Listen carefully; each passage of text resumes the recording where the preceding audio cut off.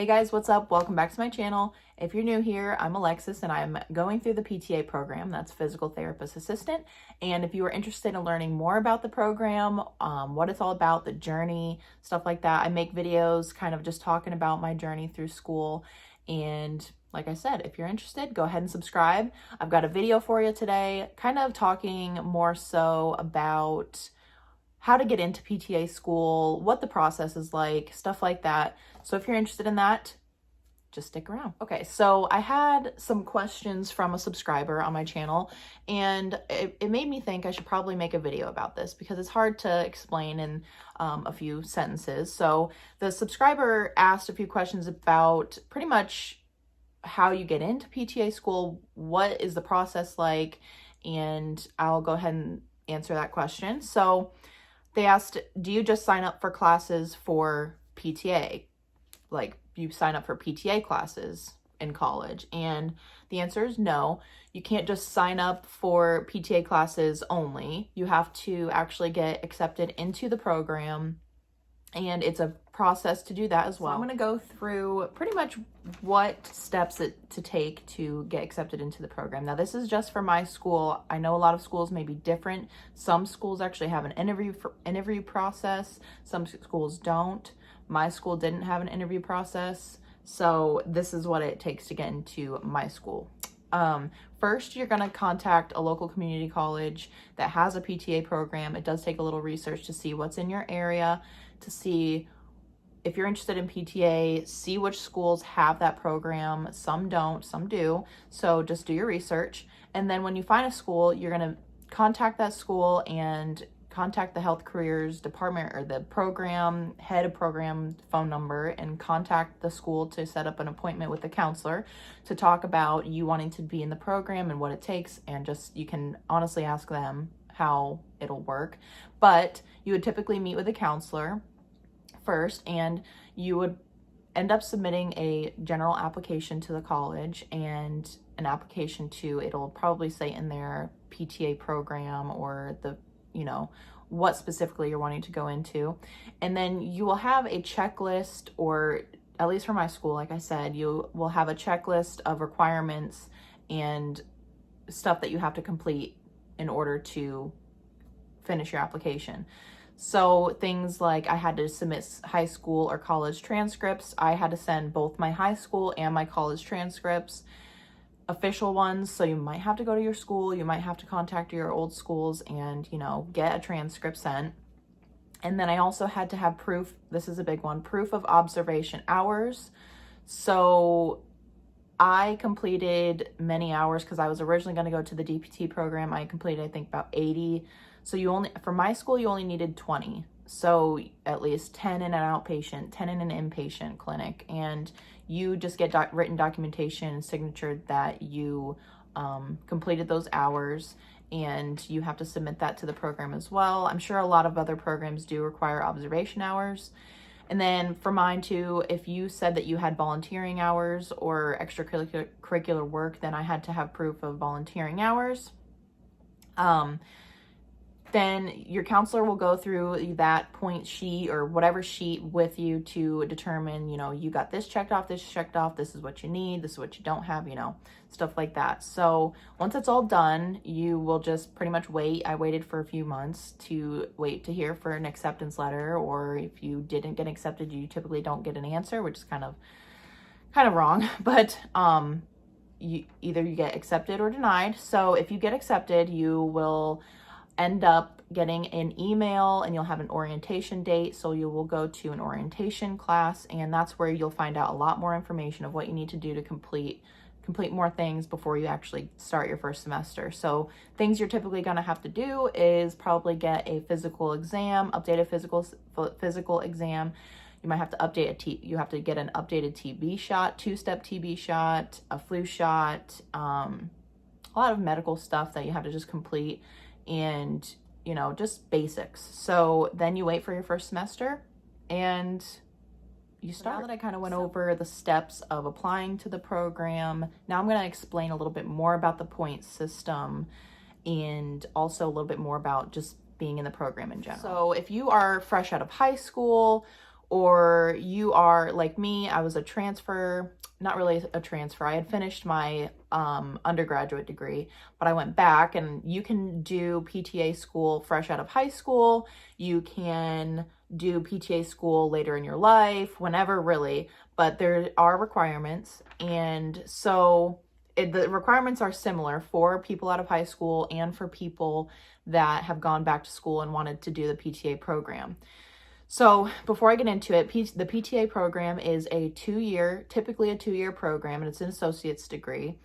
And you do get licensed at the end, and you take a board exam. And throughout the 2 years, you take a mixture of prerequisite courses that you maybe didn't take beforehand, and you also take PTA courses, so which are nothing like any other courses that you would take. I actually didn't take any PTA courses or physical therapy courses in my undergraduate degree, so they're specific to that program. So, like I said, you don't just sign up for PTA courses. My program in Illinois, we actually have to go through a process where there's a point system. And I don't really agree with the point system that our college has. I think I described my issues with that in one of my beginning videos. But there's a point system, so you get points based off of a bunch of different things. I should have the sheet in front of me, but it's been a long time, so I'm just gonna go off of what I remember. But you get points for your overall GPA, whether you had been in college. I think they would base it off of your high school transcript. If you are going out of high school, you'd go off of your high school GPA. You get a certain amount of points for getting a range of GPA. So 3.0 to 3.49 would be like 6 points. And then 3.5 to 4.0 would be 8 points. So you could either get 0, I think, 2, 3, 6, or 8 or something along that. And you got points based off of certain criteria. So like I said, your GPA counted as points. If you had a previous degree, if you had an associate's degree or a bachelor's degree under your belt, you got like 5 points. It based off of any extra work that you do. If you work part-time, if you work full-time, there's different points for each of those. If you volunteer and have done volunteer work, you get points. You also get points for being licensed in anything. So if you're a CNA, that was a big one. If you were licensed as a CNA, you got 10 points. If you were a licensed or a certified rehab tech, which I don't know of those, but if you were a certified rehab tech, then you'd get 10 points as well. You got certain points for certain classes that you took in previous, if you did high school or college, you got points for getting a certain grade in anatomy and physiology, in a math course, and English. There's just a bunch of different points that you can accumulate, and then you add them all up, and you are thrown into the mix with everyone else, and they judge the highest. They take the first 20-something students with the highest amount of points, and they will accept you. And you are then if somebody doesn't make it into the program, or they decide they don't want to do it, then the next person down on the list that didn't quite make the points, they will start to accept those people, and they will give them notification. I would recommend, obviously, getting good grades in anatomy and physiology, just maintaining those A's and B's. If you need to retake something, retake it. But I also, at least for my program, CNA was a big thing, and that had a lot of points. Oh, you got 5 points for completing a pre-course to the program, which is like you just go for like 4 hours one day and you learn about the program. So we got points for that. And you also got points for resubmitting an application. You got 5 points for resubmitting the application the next year. So the point system can be a little wacky. My whole situation was a different one, but I don't really agree with it for some of it. But if you get accepted in the program, then you either will be including some prerequisites into your program. So you'll be having to take maybe English, math, psychology, all of the prereqs in with the PTA courses as well. So people that have gone out of high school, typically they're taking their prerequisite courses included in the program, and that can be very, very tough. I luckily have a long college career behind the PTA program, so I have gotten all my prerequisites done. So I pretty much just had to take the PTA courses itself. And I've only had 2 to 3 courses each semester, but those 2 to 3 courses in and of themselves have been very, very strenuous, and they are 6 credit hours, 4 credit hours each, and it takes up a lot of time. And I just don't understand how the people in my program that have had psychology along with it, all these extra courses along with the PTA courses, it's very hard. So going with that, people who think, I'm going to work 40 hours a week and still do this program and I'll be fine. There are some people that can do that, but they do recommend you need to cut down on your hours. If you can sacrifice and somehow figure out to cut down your hours so you can dedicate your time to this program, because it will be your future career and that is your end goal.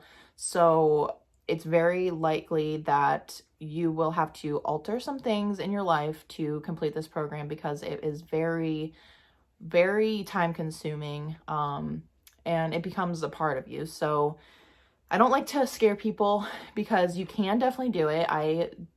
Everyone has the ability of doing it. I mean, you just have to prioritize and see how things go. So that answers, do you have to sign up for just PTA classes? No, you have to be accepted into the program. And they also asked how much math is there. So there is no specified math courses for the PTA program itself. You just have to take whatever your college, community college requires for you to graduate. So a math course, it could be either just college algebra, maybe it's 1 or 2 math courses. So basic math, there's no you don't have to take any special math course. And then they also asked, what is the hardest thing about PTA school besides, COVID and the changes that that have been made with all of that?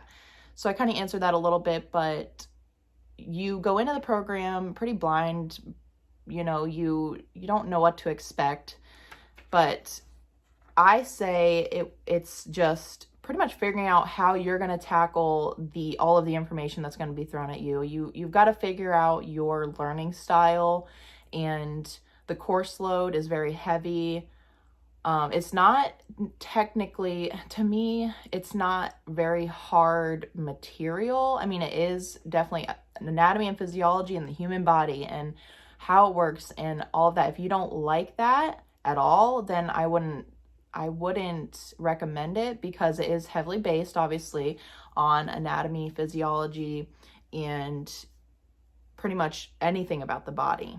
So science-based, I've always loved science, so I do like the material, but it's one of those things that you just have to put your head down and do it. I mean, the hardest thing is definitely just tackling all of the information that you have to learn in a short amount of time. This program being 2 years, you have a lot of fast-paced work.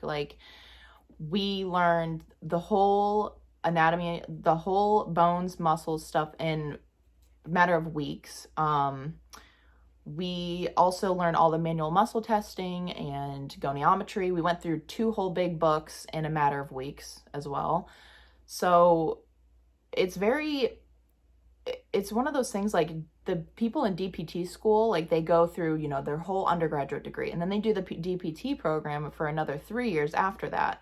So, I mean, as a PTA, you're going through all this information. It is a lot of similar information that a doctor of physical therapy will probably be learning, except we don't go into the evaluation, diagnostic stuff. So it's a lot of information. So I don't know if I covered everything.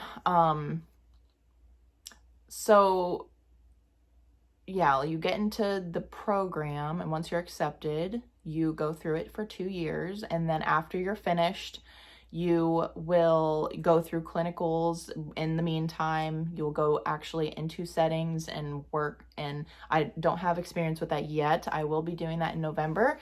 So there will be videos of that. But after we're done with school, you sit for a board exam a couple months later, and you take a 250 question exam.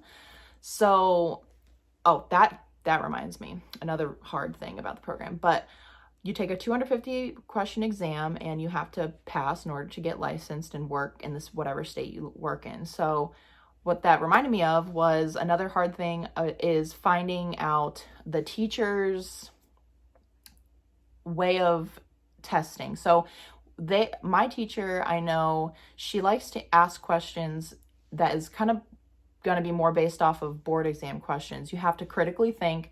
This isn't information that you just learn and it is simple, like, oh, that is this answer. Like, I know it. It's like a puzzle in your head. So okay, like, because this person is tight in this muscle, then that means this. So that means that, and that might mean, you have to put it together, and you have to critically think and think of what is the best answer. It's not black and white. They could have two correct answers, but you have to know which one is the best choice.